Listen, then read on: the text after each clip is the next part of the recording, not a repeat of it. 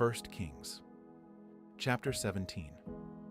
Elijah the Tishbite, who was one of the settlers of Gilead, said to Ahab, "As Yahweh, the God of Israel, lives before whom I stand, there shall not be dew nor rain these years, but according to my word." Then Yahweh's word came to him, saying, "Go away from here, turn eastward, and hide yourself by the brook Cherith, that is before the Jordan. You shall drink from the brook. I have commanded the ravens to feed you there." So he went and did according to Yahweh's word. For he went and lived by the brook Cherith, that is before the Jordan. The ravens brought him bread and meat in the morning, and bread and meat in the evening, and he drank from the brook. After a while, the brook dried up, because there was no rain in the land. Yahweh's word came to him, saying, "Arise, go to Zarephath, which belongs to Sidon, and stay there. Behold, I have commanded a widow there to sustain you." So he arose and went to Zarephath. And when he came to the gate of the city, behold, a widow was there gathering sticks. He called to her and said, "Please get me a little water in a jar, that I may drink." As she was going to get it, he called to her and said, "Please bring me a morsel of bread in your hand." She said, "As Yahweh your God lives, I don't have anything baked, but only a handful of meal in a jar and a little oil in a jar. Behold, I am gathering 2 sticks, that I may go in and bake it for me and my son, that we may eat it and die." Elijah said to her, "Don't be afraid. Go and do as you have said, but make me a little cake from it first, and bring it out to me, and afterward make some for you and for your son.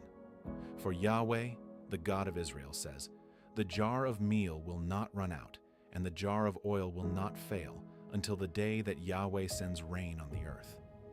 She went and did according to the saying of Elijah, and he, and her household ate many days. The jar of meal didn't run out, and the jar of oil didn't fail, according to Yahweh's word, which he spoke by Elijah. After these things, the son of the woman, the mistress of the house, became sick, and his sickness was so severe that there was no breath left in him. She said to Elijah, "What have I to do with you, you man of God? You have come to me to bring my sin to memory, and to kill my son." He said to her, "Give me your son." He took him out of her bosom and carried him up into the room where he stayed, and laid him on his own bed. He cried to Yahweh and said, "Yahweh my God, have you also brought evil on the widow with whom I am staying by killing her son?" He stretched himself on the child 3 times and cried to Yahweh and said, "Yahweh my God, please let this child's soul come into him again." Yahweh listened to the voice of Elijah, and the soul of the child came into him again, and he revived. Elijah took the child and brought him down out of the room into the house and delivered him to his mother. And Elijah said, "Behold, your son lives." The woman said to Elijah, "Now I know that you are a man of God, and that Yahweh's word in your mouth is truth." 1 Kings. Chapter 18. After many days, Yahweh's word came to Elijah in the 3rd year, saying, "Go, show yourself to Ahab, and I will send rain on the earth." Elijah went to show himself to Ahab. The famine was severe in Samaria. Ahab called Obadiah, who was over the household. Now, Obadiah feared Yahweh greatly. For when Jezebel cut off Yahweh's prophets, Obadiah took 100 prophets and hid them 50 to a cave and fed them with bread and water. Ahab said to Obadiah, "Go through the land, to all the springs of water, and to all the brooks. Perhaps we may find grass, and save the horses and mules alive, that we not lose all the animals." So they divided the land between them to pass throughout it. Ahab went one way by himself, and Obadiah went another way by himself. As Obadiah was on the way, behold, Elijah met him. He recognized him and fell on his face and said, "Is it you, my lord Elijah?" He answered him, "It is I. Go, tell your lord, behold, Elijah is here." He said, "How have I sinned that you would deliver your servant into the hand of Ahab to kill me? As Yahweh your God lives, there is no nation or kingdom where my lord has not sent to seek you." When they said, "He is not here," he took an oath of the kingdom and nation that they didn't find you. Now you say, "Go, tell your lord, behold, Elijah is here." It will happen as soon as I leave you that Yahweh's Spirit will carry you I don't know where. And so when I come and tell Ahab and he can't find you, he will kill me. But I, your servant, have feared Yahweh from my youth. Wasn't it told my lord what I did when Jezebel killed Yahweh's prophets? How I hid 100 men of Yahweh's prophets with 50 to a cave and fed them with bread and water. Now you say, "Go, tell your lord, behold, Elijah is here. He will kill me." Elijah said, "As Yahweh of armies lives, before whom I stand, I will surely show myself to him today." So Obadiah went to meet Ahab and told him, and Ahab went to meet Elijah. When Ahab saw Elijah, Ahab said to him, "Is that you, you troubler of Israel?" He answered, "I have not troubled Israel, but you and your father's house, in that you have forsaken Yahweh's commandments, and you have followed the Baals. Now therefore send and gather to me all Israel to Mount Carmel, and 450 of the prophets of Baal, and 400 of the prophets of the Asherah, who eat at Jezebel's table." So Ahab sent to all the children of Israel, and gathered the prophets together to Mount Carmel.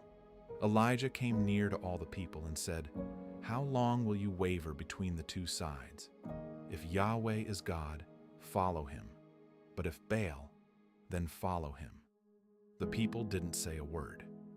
Then Elijah said to the people, "I, even I only, am left as a prophet of Yahweh, but Baal's prophets are 450 men. Let them therefore give us 2 bulls, and let them choose 1 bull for themselves, and cut it in pieces, and lay it on the wood, and put no fire under. And I will dress the other bull, and lay it on the wood, and put no fire under it. You call on the name of your God, and I will call on Yahweh's name. The God who answers by fire, let him be God." All the people answered, "What you say is good." Elijah said to the prophets of Baal, "Choose 1 bull for yourselves, and dress it first, for you are many, and call on the name of your God, but put no fire under it." They took the bull which was given them, and they dressed it, and called on the name of Baal from morning even until noon, saying, "Baal, hear us." But there was no voice, and nobody answered. They leaped about the altar which was made. At noon, Elijah mocked them and said, "Cry aloud, for he is a god. Either he is deep in thought, or he has gone somewhere, or he is on a journey, or perhaps he sleeps and must be awakened." They cried aloud and cut themselves in their way with knives and lances until the blood gushed out on them. When midday was past, they prophesied until the time of the evening offering, but there was no voice, no answer, and nobody paid attention. Elijah said to all the people, "Come near to me." And all the people came near to him. He repaired Yahweh's altar that had been thrown down. Elijah took 12 stones, according to the number of the tribes of the sons of Jacob, to whom Yahweh's word came, saying, "Israel shall be your name." With the stones he built an altar in Yahweh's name. He made a trench around the altar large enough to contain 2 seahs of seed. He put the wood in order, and cut the bull in pieces, and laid it on the wood. He said, "Fill 4 jars with water, and pour it on the burnt offering, and on the wood." He said, "Do it a second time." And they did it the second time. He said, "Do it a third time." And they did it the third time. The water ran around the altar, and he also filled the trench with water. At the time of the evening offering, Elijah the prophet came near and said, "Yahweh, the God of Abraham, of Isaac, and of Israel, let it be known today that you are God in Israel, and that I am your servant, and that I have done all these things at your word. Hear me, Yahweh, hear me, that this people may know that you, Yahweh, are God, and that you have turned their heart back again." Then Yahweh's fire fell and consumed the burnt offering, the wood, the stones, and the dust, and it licked up the water that was in the trench. When all the people saw it, they fell on their faces. They said, "Oh, Yahweh, He is God. Yahweh, He is God." Elijah said to them, "Seize the prophets of Baal. Don't let one of them escape." They seized them, and Elijah brought them down to the brook Kishon and killed them there. Elijah said to Ahab, "Get up, eat, and drink, for there is the sound of abundance of rain." So Ahab went up to eat and to drink. Elijah went up to the top of Carmel, and he bowed himself down on the earth and put his face between his knees. He said to his servant, "Go up now and look toward the sea." He went up and looked, then said, "There is nothing." He said, "Go again 7 times." On the 7th time he said, "Behold, a small cloud, like a man's hand, is rising out of the sea." He said, "Go up, tell Ahab, get ready, and go down, so that the rain doesn't stop you." In a little while the sky grew black with clouds and wind, and there was a great rain. Ahab rode and went to Jezreel. Yahweh's hand was on Elijah, and he tucked his cloak into his belt and ran before Ahab to the entrance of Jezreel.